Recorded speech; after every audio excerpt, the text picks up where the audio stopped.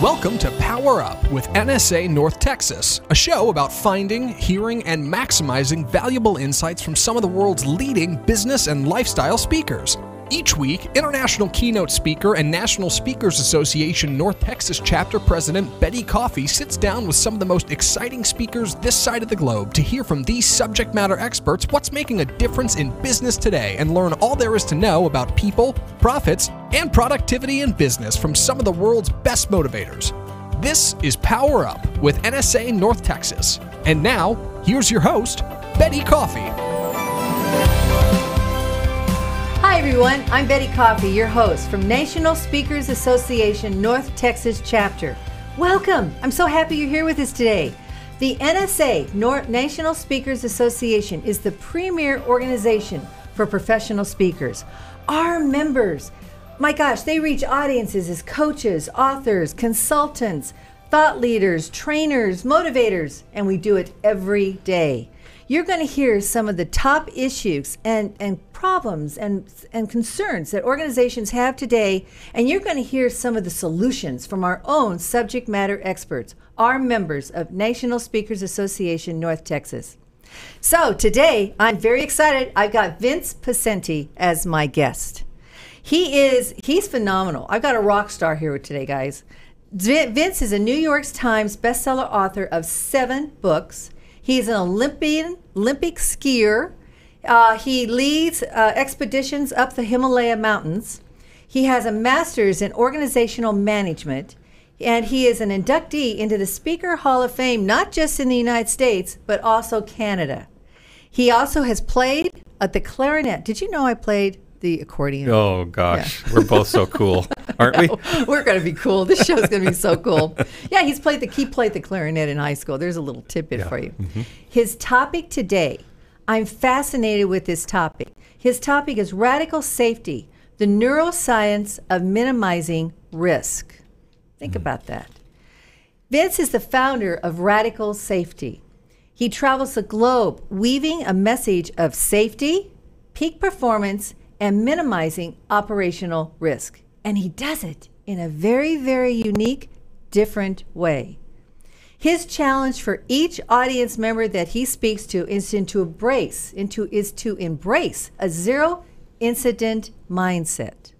That would be nice.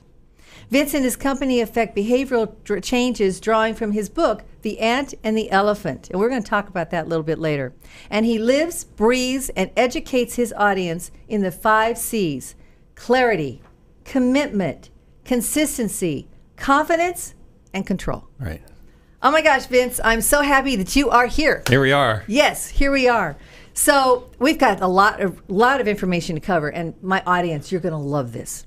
So Vince, you write and speak on the neuroscience of safety and peak performance. Exactly what does that mean?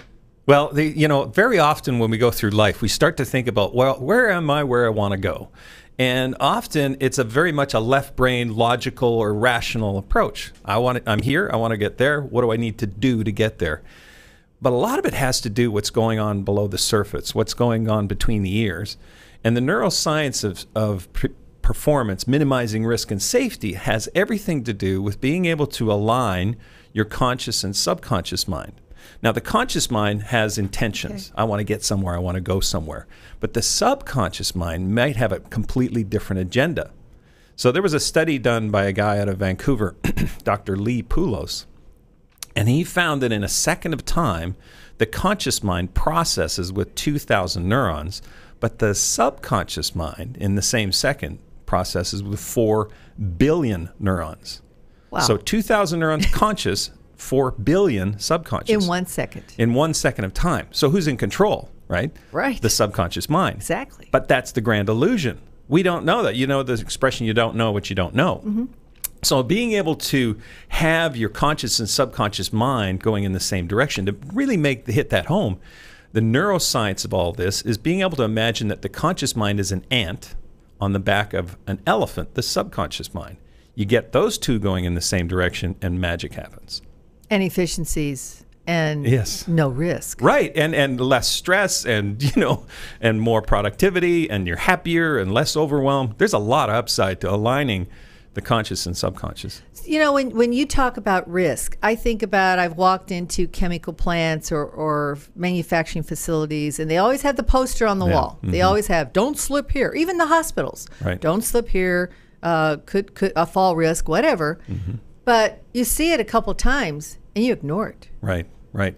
And what happens is when there's an incident, they go to that location and build a whole policy manual around that incident, right? And it's all very much, reactionary, being able to say, oh, we have to do this now. And so we just get this pile-on effect of being able to now have to do this. I have to do this. I have to do this. The neuroscience of safety has everything to do with an emotional connection to why you want to be able to do something. And that's no different than the business of life and being able to get to where you want to go with relationships or finance or anything else. Have an emotional connection to it, and you get there quicker. And that's the real secret to behavioral change? Behavioral change is everything, because then they're not going off a manual or policy or compliance. They're really going based on, hey, I want to get home to my family tonight. There's an emotional connection. There's the connection. Yeah. That's right. Okay. So you have a strategy for anyone to use for on-the-job safety or for simply reaching a goal. The first thing I noticed in your book, The Ant and the Elephant, is clarity of vision. What does that mean? Now, clarity has everything to do with not just what you see, and then we automatically go to, well, where do I want to go? But also that what I call the elephant buzz. And let's put this metaphor into place so you really get it in your brain. If the ant is making a decision on the back of the elephant to go west, and it starts walking west on the back of the elephant, but what if the elephant is headed east, right? Which way does the ant think he's going? West. He's west. But he actually ends up east. Go, how do I end up here again? And this is human nature. A conscious mind, I want to go on a diet. Subconscious mind, I don't think so. So all of a sudden we end up, look in the mirror and you get them out of the shower and you go, wait a minute, that wasn't the goal. And so, but what if you had 2,000 neurons and 4 billion neurons headed in the same direction? So the clarity has to do with having an emotional connection to where you want to go. It's called the elephant buzz in the book, because when you have a thought that creates a physical reaction, that is a litmus test for that alignment between your ant and elephant. Have that kind of clarity and the magic happens. So, and being able to do that in any environment where its safety is actually paramount, that we actually have to be in a safe environment. Now, somebody might be wanting to climb a ladder, but if they realize, hey, if I take a chance, if I take a risk right now, I may not get home to my family tonight. I may be in a hospital ward and then months of therapy or something, just because, and then the business cost loss of the situation like that is even worse for the company as well. So really, to have an emotional connection, if I get somebody to hold this ladder, then I'm going to get home to my family. That's an emotional connection. That's an alignment between their ant and the elephant. That is clarity. And that's a heck of a lot more powerful than any poster hanging on a wall. Well, then people are more engaged, right? There's behavioral change. So the emotional buzz is the elephant buzz, The emotional buzz, the elephant buzz, exactly the same thing. If you have a thought that creates a physical reaction, it's a thought worth paying attention to. That's interesting. Say that one more time. If you have a thought that creates a physical reaction, it's a thought worth paying attention to. I love that. I love that. Okay, your next C is commitment. So once someone commits, they say they're in. Oh, yeah, I'm into this. Yeah, you betcha. Is that really enough? Yeah. Commitment's a funny thing, isn't it? Every Saturday, couples walk down the aisle and they say, I do, right? But then the realization of what that I do really means isn't that day on a Saturday. True. It is every day. And it's not just every day. It's not every hour. It's every second that you're always in the process of commitment. And once somebody engages in that, you get into something. And then you realize the level of commitment may be necessary. This Olympic story of mine of recreational skier to Olympian in 4 years. I'm 26 years old, never ski raced before. And then I said, you know what? I'm going to commit. I'm going to go to the Olympic Games, right? So I got into this, and then I realized, holy moly, what have I talked myself into here? And then I realized the level of commitment that was necessary to get up to an even higher level only happened because of what I call the mathematics of opportunity, where you're in a hallway, you see a door, open that door, look through that door, walk through the door, and then you'll see another door, open that door, and eventually you'll start to get into a place where you realize not only this is where I'm meant to be, I have clarity where I want to go, but also the level of commitment's necessary, and that process of commitment, of being always in that state of commitment and raising that level of commitment, puts you in a great place to go to the next C, where I'm sure you're headed. Right. But I just want to say, okay, so in commitment, it's a process, and it's a conscious process that we have to do, right? And then it becomes part of us, right? It becomes every day. It does become part of you only if you have clarity of that emotional buzz. If you don't start there, if you say, okay, I'm in, without any kind of an emotional connection to it, this happens in the corporate landscape all the time. It happens in the safety landscape all the time. This is the policy. Can we all adhere to this policy? And they ask for your commitment. They might get you to sign something.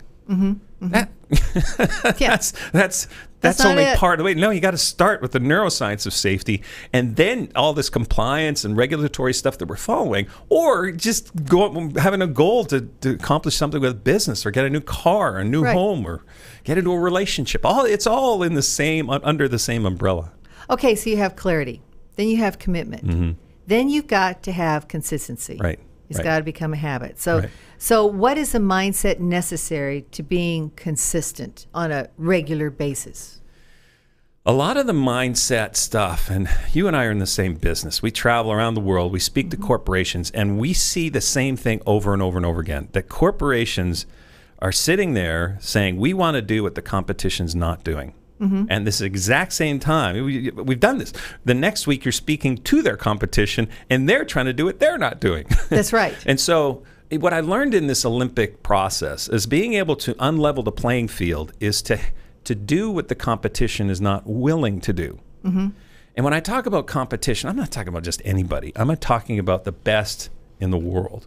Because in order to compete for the Olympic team in Canada, or the United States for that matter, you have to make Olympic qualifying standards.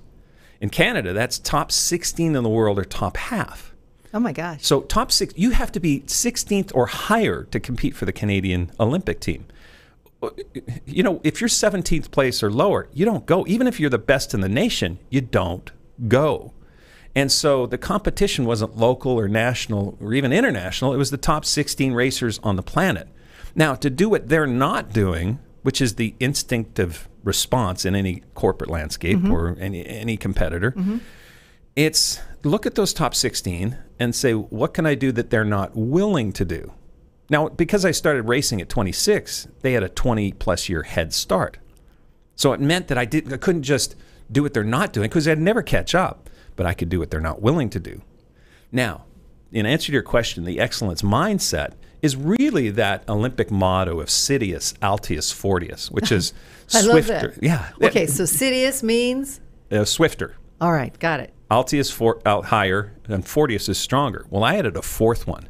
It was Smartius. And to be able to compete smarter, to have an excellence mindset that you're actually stepping up in a more methodical way, that you are actually the architect of being able to end up where you want to go. And so what will you do consistently under the banner of that? Under the banner of that kind of mindset, what is the competition not willing to do? Or what are other top performers not willing to do? What are other safety situation people not willing to do? And that kind of mindset is a game changer. And it doesn't mean that you have to work harder, which is really the celebrated American way. You got to work hard. You got to get out there. You got to make it happen. And you know what? Work smarter. That's right. That's your excellence mindset. I love that. Love that. I love also Citius, Altius, Fortius, and Smartius. Smartius. You can use that. I don't know if you see it in the dictionary, though. No, I won't look it up. Okay, so then your fourth C is confidence. Right. So talk to me about the importance of confidence. Any athlete, any musician, any salesperson, any person in a leadership position, pretty much anybody, if your lips are moving, chances are you're selling something anyways. 80% of any kind of outcome will have everything to do with your confidence level. Now, this is given that you have clarity of where you want to go, that you've committed, that you've executed a consistent strategy and excellence mindset. Now, how important is confidence? Well, it's essential. Yet, what if you're going into a new situation? What if this is brand new to you and you have a low level of confidence? When confidence is low, Fear, what happens to fear? It goes up. High, yeah. When fear is high, confidence is low, what happens to performance? Goes down. Right. Performance goes down, the results go down. And in any kind of landscape, in the safety world, for example, we want great results. We want zero incident. Right. Well, if confidence isn't high, then we will have issues. And so, you know that saying, fake it till you make it? Right. I get Do you why agree people with say, it? no. Why would you? Yes, I kind of get the understanding of fake it till you make it. But the understanding of having confidence, why not be the architect of confidence? Why not be in a situation where you go through certain scenarios? I use something called flashcards that I'd encourage everybody to use. And not flashcards of all the things that you would do. It's a flashcard that was designed to build confidence. So I would have, actually, I had 150 flashcards of stressful situations, highly stressful situations. So let's say one flashcard said you're fourth to go. The 3 racers ahead of you have crashed. There's blood on the track. They call your name and you're next, right? Oh, Lord. Okay, so Yeah. I've got a flashcard that's imaginary, that I'm imagining how well I would handle that stressful situation. And get this, bring in the 5 senses. You see it, smell it, taste it, touch Right. it, you know, all the five senses and the emotion attached to that. What would that feel like to breathe deep and just have confidence and then go through that race run with supreme confidence? You've given the elephant a subconscious experience. You know, your elephant doesn't know the difference between what's real and what's not. If you imagine something, it happens. If somebody says something to you nasty, right, and you go, oh, you know, I'm there all the time. How I you go, gonna well, I react? should have said, and then I play it over in my mind and play it over in my mind and play it over. We all do that. And then when you're in that situation, it's happened once.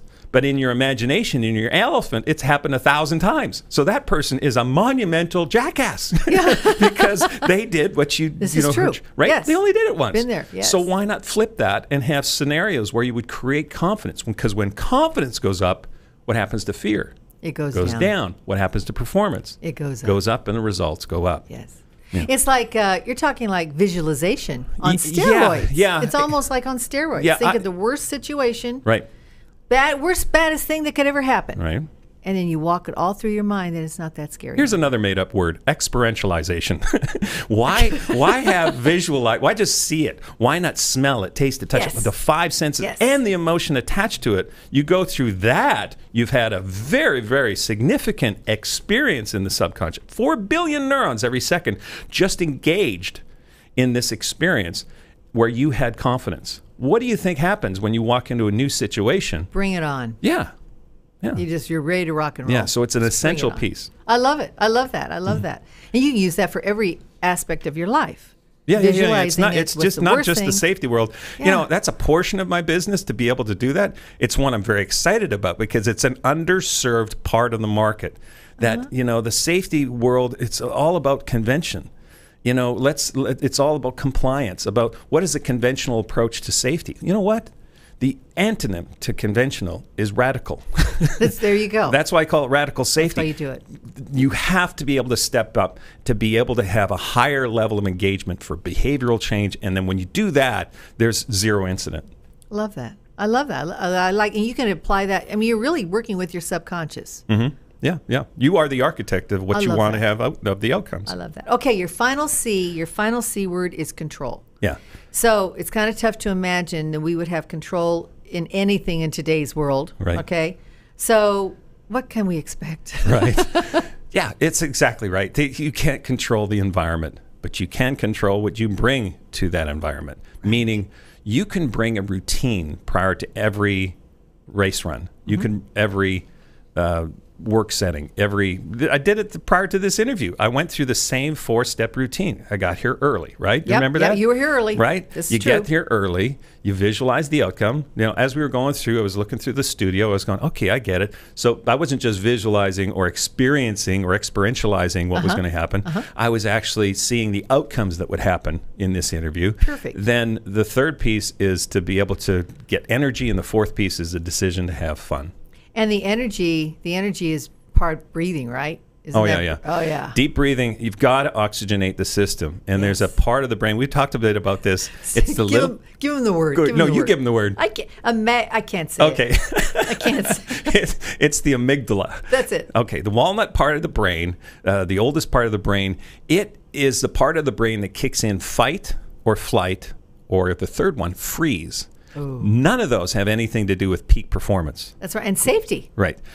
Right. In safety, you want to have peak performance. You want people to perform at the highest level so the outcome is, zero incident. Yes. And so the amygdala is triggered in that fight, flight, or freeze is triggered when there's reduced oxygen flow. And the body's response to a stressful situation is to breathe shallow. Mm-hmm. When you breathe shallow, you're cutting off oxygen to the amygdala. The amygdala all of us instantly kicks into fight, flight, or freeze, and that's not going to have anything to do with a great outcome that you're looking for. So, deep breathing. Being in that part of that routine is go through a deep breathing exercise. Breathe in, oxygenate the system, breathe out. It's do that over and over again. So when you were a skier, you going what 135 miles per hour down a mountain? Right. Wow. Okay. Or also when you lead your expeditions up the Himalayas. Right. How does that make you? I mean, those are kind of very risky things, and I'm sitting here saying, how does that make you, Mr. Vince, an expert in safety? I mean, you're pretty risky. Right. So how does that make you an expert? Yeah, I often get categorized as a daredevil or somebody that throws caution to the wind or an adrenaline junkie. It is not that at all. In fact, I am obsessed with overcoming fear. And how do you do that? Well, you increase confidence and you thereby minimize fear. To be able to supersede fear is something I'm absolutely addicted to. And so speed skiing, 135 miles an hour in skis, a highly volatile situation. Yes. How do you minimize risk, right? So that you have a great outcome. Climbing mountains in the Himalayas. How do you minimize risk so not only everybody gets to the summit and back down, but had an extraordinary experience at the same time? So I've led expeditions in the Himalayas bringing people with that mindset.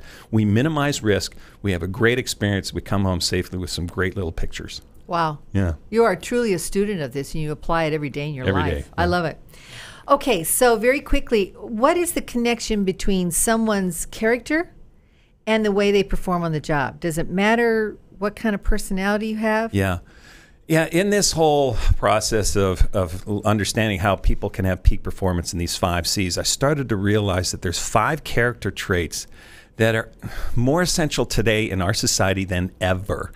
And I started to look at the heroes that we have in our lives. Now, I'm not talking about the iconic heroes like Mahatma Gandhi or Mother Teresa, that kind of thing. I'm talking not even the heroes, Sully, who landed the passenger plane in the Hudson, right? Another hero. I'm talking about the everyday heroes. It could be your neighbor, somebody down the street, somebody related to, somebody by their character has inspired you. Think about the saying, when the tide rises, all ships rise. That's right. When you're around people like that, they elevate your character. So what are the qualities of everyday heroes? Well, they're compassionate, they're selfless, they're fearless, they're persistent, and they're humble. If we could each have more of those character traits, we are going to show up to work and people want to be around us. People want to emulate us. People want to be able to, if you're with somebody that's compassionate and fearless and selfless and persistent and humble. I want to be around him. Right. Yeah, so those character traits is something else we actually convey in our safety protocol and all that as well. I love it. None of this is in a normal safety manual. It is so unique, so beneficial, so relevant. I love it. It's radical. That's radical. That's right. It's radical safety. So my last question to you is, what tool can you leave your audience with that's going to keep them safe and productive on the job and in life to remind them? I mean, what do you do? There's, in fact, my son, my 21-year-old musician son, just asked me about this last night, and it's a gold dot. Now, I've brought my cell phone so you can see that. Okay. The gold dot has a gold dot right in the corner. The gold dot, put it on your wallet, put it on your keychain, put it on your We're going to see it. odometer. Or like on your iPhone. Yeah. But what it's supposed to do is trigger an emotional buzz. Because when you trigger the emotional buzz, when I was racing, the gold dot was, I'm the fastest in Canada, top 10 in the world. Okay. If you're marching in the opening ceremonies of the Olympic Games, that's an emotional buzz. It's like, oh, I'd love to do that. Or mine today is, we have a mansion by the ocean, right? Well, we live in Dallas. There is no ocean. There is no ocean. But in this visual, it's not a something to acquire or have another thing. It's not a materialistic objective. If we have that mansion by the ocean, in that scenario, as families playing, all the kids are there, you can hear the smell of the sound of the surf. You can smell the ocean. My wife is with me with her right hand on my left shoulder. There's a whole experience attached to your gold dot. If you have a gold dot that elicits an emotional buzz, an elephant buzz, you have aligned 2,000 neurons and 4 billion neurons in the same direction, and then you'll get the outcome. Oh my gosh. Yeah. So if your gold dot is about, hey, I want to get home to my family in a safety protocol, then you have behavioral change. Yeah. You're going to do it. Oh, okay. Yeah. I just love what you're talking about. Okay, now talk to us about your book. Tell me about your book, The Ant and the Elephant. Well, The Ant and the Elephant was written a number of years ago. If you ever get a chance to write a book out there in podcast land, you're going to find out very quickly you don't know who ends up with it. LeBron James ended up quoting the book in Sports Illustrated. Oh, yeah. When he was going through a difficult time in that transition from Cleveland down to Miami, he quoted The Ant and the Elephant, saying it was a pivotal piece. FedEx uses it in their leadership protocol. DuPont has grabbed it, a $45 billion company, and they're all about safety at DuPont. Oh, wow. Being able to understand that if we have your ant and elephant headed in the same direction, and the way this is written, it's a parable.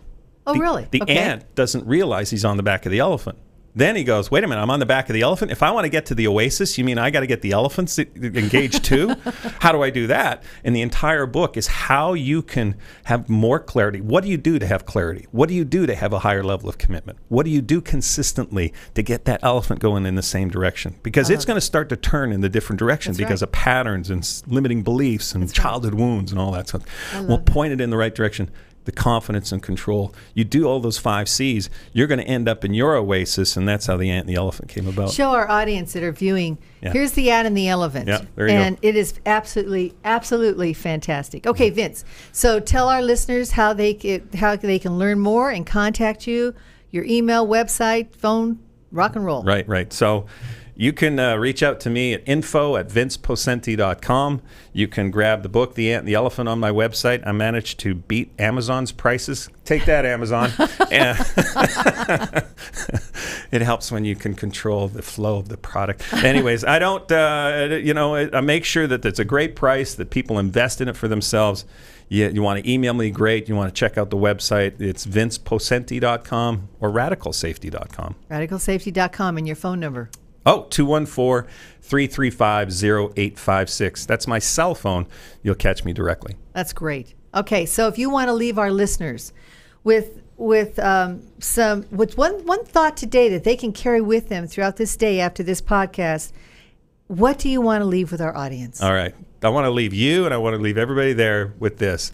Be the architect of your outcomes. When you align your ant and elephant, you will exceed your own expectations. You'll get to your own oasis, and that ends up being a very gratifying thing where others are elevated by your character. I love that. Vince, it's been so much fun having you as my guest today. It was fun. I'm going to work on my ant and my elephant. Right. Get them going in the same direction. There you go. And my amygdala, whatever that word was. Practice that one. I know. Thank you so much. It's You're been absolutely great having you as my guest. I appreciate you. You've been wonderful. Yeah. Awesome. So thank you, sir. There you go. We did it. Thank you so much. And come on back to our next NSA, National Speakers Association podcast. Thank you for being with us today. And remember, it's all about powering up, being better, faster, and stronger. See you next time. Thanks for listening to Power Up with NSA North Texas. To find out more about today's guest or NSA North Texas, visit www.speaker.org. To find out more about Power Up, visit our Facebook page at www.facebook.com/groups/NSA North Texas. And to find out more about Betty, visit www.bettycoffeepresents.com.